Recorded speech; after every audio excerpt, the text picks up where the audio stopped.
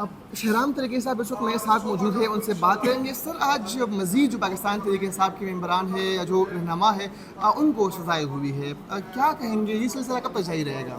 دیکھیں، یہ ظلم ناانصافی کا سلسلہ ہے، چل رہا ہے. آپ یاسمین راشد کو دیکھ لیں، جو ایک تو کینسر کی پیشنٹ ہے. ان کی ویڈیوز موجود ہیں کہ وہ گاڑی کی چھت پہ بیٹھ کے لوگوں کو منع کر رہی ہے. آپ اس کو ایکیوز کر رہے ہیں کہ جی اس کی ویڈیوز ہیں. یہ میں ایک مثال آپ کو دے رہا ہوں، اس طرح باقی بھی ہیں. ان کو آپ نے 10 سال قید کی سزا دے دی. جنہوں نے تباہی مچائی ہے اس کو آپ نے پارلیمنٹ میں بٹھا دیا مینڈیٹ بدل کے. تو ملک اور 24 کروڑ لوگوں کو آپ کیا میسج دے رہے ہیں، اور دنیا کو آپ کیا میسج دے رہے ہیں، کاروباری طبقے کو آپ کیا میسج دے رہے ہیں؟ اور اس طرح پاکستان ترقی نہیں کر سکتا.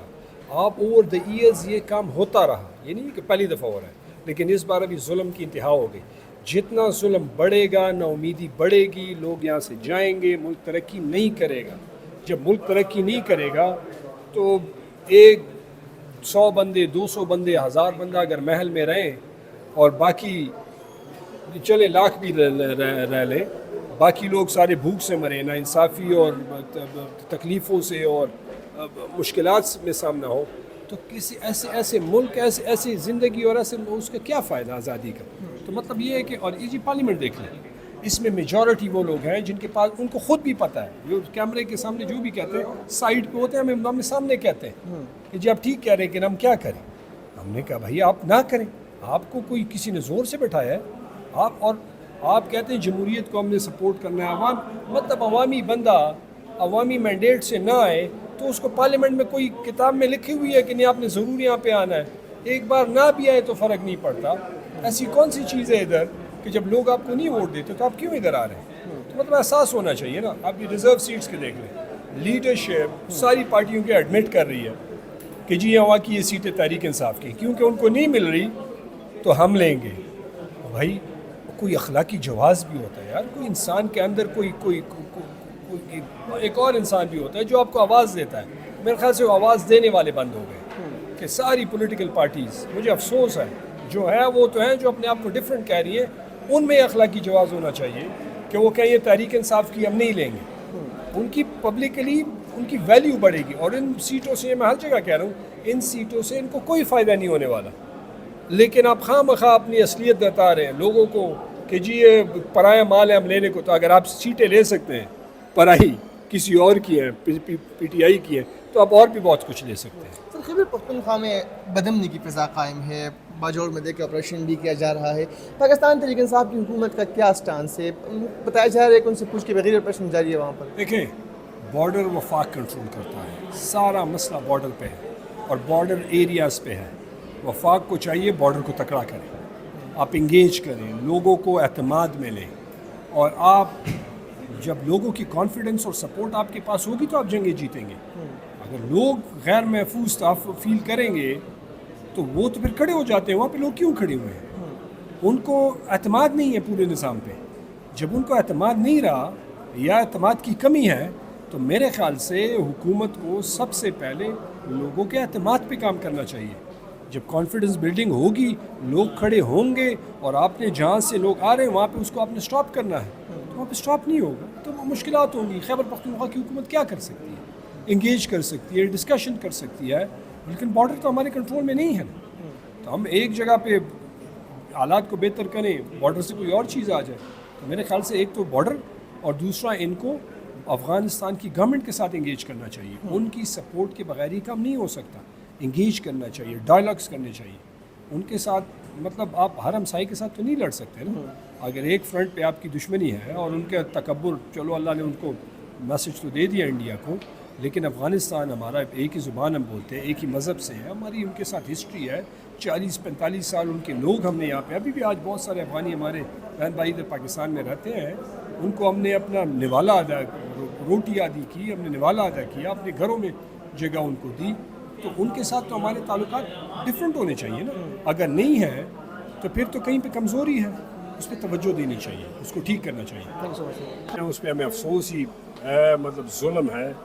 ایک یاسمین راشد صاحبہ کو دیکھ لیں جو کینسر کی مریض ہیں، ان کی ویڈیوز ہیں، ان کے وائس میسیجز ہیں، مطلب وہ سن سکتے ہیں، دیکھ سکتے ہیں کہ وہ لوگوں کو منع کر رہی ہے 9 مئی کے دن، بچوں کو، جوانوں کو. ہم کہہ رہے ہیں کہ اس دن کی آپ انڈیپینڈنٹ انکوائری کروا دیں، جو گناہگار ہے اس کو سزا دیں. لیکن ایسا نہ کریں کہ جو آپ کو نظر آ رہا ہے بے گناہ ہے اس کو آپ سزا دے رہے ہیں. تو انصاف کے نظام پہ لوگوں کا اعتماد ختم ہو رہا ہے. جب آپ کے انصاف کے نظام پہ اعتماد ختم ہوگا، آپ کا معاشرہ ختم ہو گیا، آپ کا ملک ختم ہو گیا، آپ کا دروازہ، آپ کا جو آخری جگہ ہے جہاں پہ آپ اپنی فریاد مظلوم جا کے کر سکتا ہے، وہاں پہ مظلوم کے لیے راستہ بند ہو گیا. تو لوگوں کی امید ختم ہو گئی، جو تباہی ہے اس ملک کے لیے، خدا نخواستہ. دوسری بات یہ ہے، اور یہ ایک تل حقیقت ہے، دوسری بات 14 اگست کو پارٹی جو انسٹرکشنز دیں گی وہ ہم اسی طریقے سے پھر اس پہ آگے بڑھیں گے انشاءاللہ. سر کیا کہتے ہیں کہ یہ جو سزائیں ہوئی ہیں، کیا 14 اگست کا جو پروٹیسٹ ہے اس کو روکنے کے لیے یا آپ کی جماعت کو یا قیادت کو کسی پریشر میں لانے کے لیے یہ سزائیں دی گئی ہیں؟ دیکھیے کیا پریشر لائیں گے، آلریڈی ہم پہ کوئی ظلم کم ہے. کس پہ کم ہے؟ جنہوں نے سب کچھ لوٹا ان کو حکومت میں بٹھا کے اقتدار کے مزے لے رہے ہیں. مینڈیٹ سب کچھ چینج ہو کے عوام نے ان کو رد لیا کہ پھر بھی، اور ان کی آنکھوں بھی حیا نہیں ہے کیونکہ یہ اتنی بے شرمی سے آ کے یہاں پہ بیٹھ گئے ہیں. تو لوگ مطلب پوری قوم، آپ کسی سے بھی پوچھ لیں. میں نے ابھی آپ کے ایک دوسرے اینکر بھائی سے میں نے کہا یہ کیمرہ ہٹا دے، مائک ہٹا دے، آپ بھی وہی بولیں گی جو میں بول رہا ہوں. لیکن چونکہ ہر بندہ کھل کے بات نہیں کر سکتا، یہ لاقانونیت، یہ بربریت، یہ ظلم، یہ جو ہے یہ نفرت کی فضا کو ایک ہوا دے رہی ہے جو کہ اس ملک کے لیے بربادی کی مانند ہے. اور یہ ملک تب کھڑا ہوگا جب یہاں پہ اپنے آپ کے لوگ محفوظ فیل کریں گے اور ان کو یہ لگے گا کہ اگر میرے پاس ساتھ ظلم ہوگا تو میں عدالت جاؤں گا اور وہاں پہ میں درخواست دوں گا اور میرے ساتھ انصاف ہوگا. جب آپ کو پتہ چل جائے کہ میرے ساتھ انصاف نہیں ہوگا تو پھر جنگل کا نظام اور ہمارے پاکستان کا نظام پھر ایک جیسا ہو گیا. تو انسانوں کے معاشروں میں اور مسلمانوں کے معاشروں میں جنگل کا نظام نہیں چل سکتا. آپ جہاں پہ دیکھیں یہ جو عمران خان کہتے ہیں جو مدینہ کی ریاست جہاں پہ خلیفہ وقت کو کٹہرے میں کھڑا کیا جاتا ہے اور اس سے سوال کیا جا سکتا ہے، تو وہ تو خلیفہ وقت تھے، وہ تو اللہ کے چنے ہوئے لوگوں میں سے تھے. انہوں نے نبی کریم صلی اللہ علیہ وسلم کے ساتھ بڑی محنت کی دین کے لیے، لیکن وہ ہماری آنے والی نسلوں کے لیے ایک مثال تھی کہ کیونکہ انصاف کا نظام ہے اور یہی اللہ کا حکم ہے.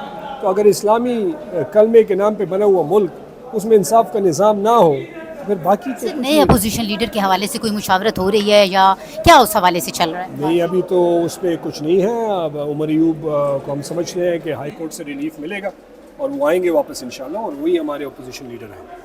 جی بالکل، جس طرح سے آپ نے سنا، ان کا یہ کہنا ہے کہ ہمارے اپوزیشن لیڈر جو ہیں وہ عمر ایوب ہی ہیں اور ان کو جو ہے کورٹ سے ان کو ریلیف ملے گا.